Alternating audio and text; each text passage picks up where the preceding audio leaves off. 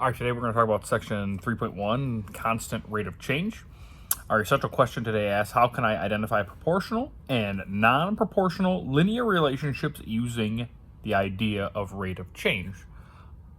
So I think the very first thing that we need to look at here is a couple identifications of vocabulary inside a very essential question. And the first one I want to look at is linear relationship. It's not linear, linear. Is a relationship that produces a straight line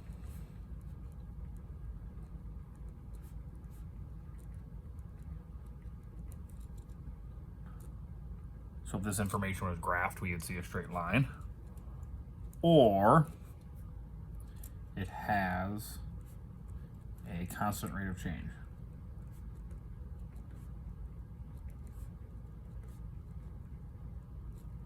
And we looked at rates earlier this week, and we talked about how the change in whatever is occurring would be our rate. So we looked at, how much money we're making per hour, or you can see how many miles you can drive per gallon. Those are all rates, and which is essentially the same thing as rate of change. Now, we will also see the idea of rate of change in this unit talked about as a fraction, like we saw earlier, but this fraction is going to be something called change in y over change in x. And we're going to refer back to that a decent amount over these next two units. Okay, so a linear relationship that produces a straight line if it's going to be graphed, or it's information that has a constant rate of change. So we'll look at what that means.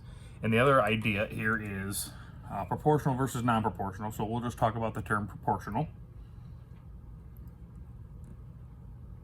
because I assume if we can do proportional, you'll be able to figure out the non part. Proportional information is some sort of type of data that has a constant rate of change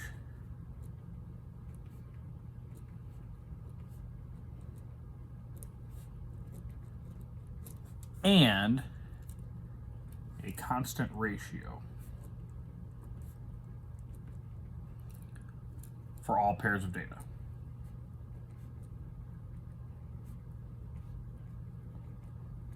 Ratio is just a fancy way to say fraction.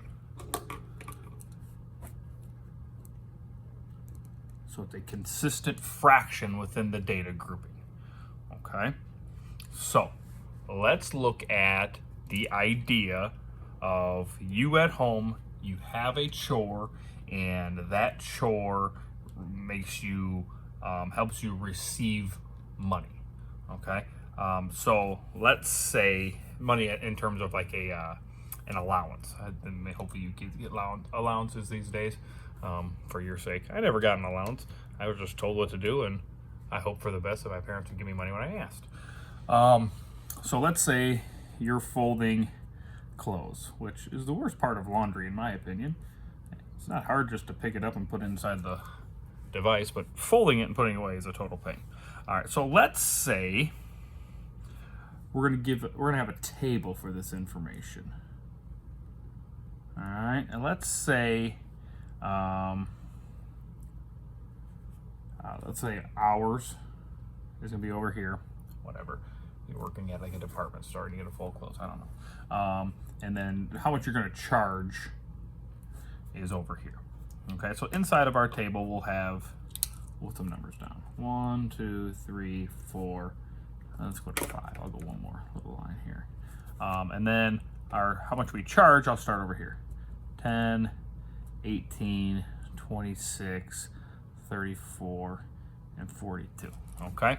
So when I'm looking at this information, I have a couple of questions to ask myself. Is this a linear relationship?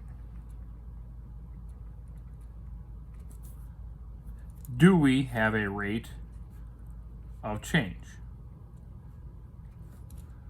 Is it proportional or not? All right, so those are questions I can ask myself, and then hopefully I can figure out by looking at this data. All right, so linear relationship produces a straight line or has a constant rate of change. So when it asks me constant rate of change, am I going up consistently by the same numbers? Do I have a pattern? So let's see. Over here, I'm going up by 1 every single time. That's pretty consistent. It didn't change, it didn't jump. Over here, I'm going up, well, it looks like I'm going up by 8 every single time. So yeah, I would definitely say, yes, this has a linear relationship because we have a consistent rate of change. How much they're paying me is not changing based on how many hours I'm working. Now we have to ask ourselves, what is that rate of change? What is that consistent rate of change? Well, we define that as the change in y over the change in x. We'll talk about these tables. The left side is our x and the right side can be our y. So the change in y, how much I'm charging, that's going up by $8. The hours are going up by 1. So that's 1 hour. So I look at that and I say, oh, okay, I'm earning $8 per hour by folding clothes. How exciting is that? And then the last question is this proportional? Does it have a constant rate of change? Well, yeah, it does. We figured that out as $8 per hour. And does it have a constant ratio? Or is the fraction the same for all of these? Well, the way you do that is just by making a fraction.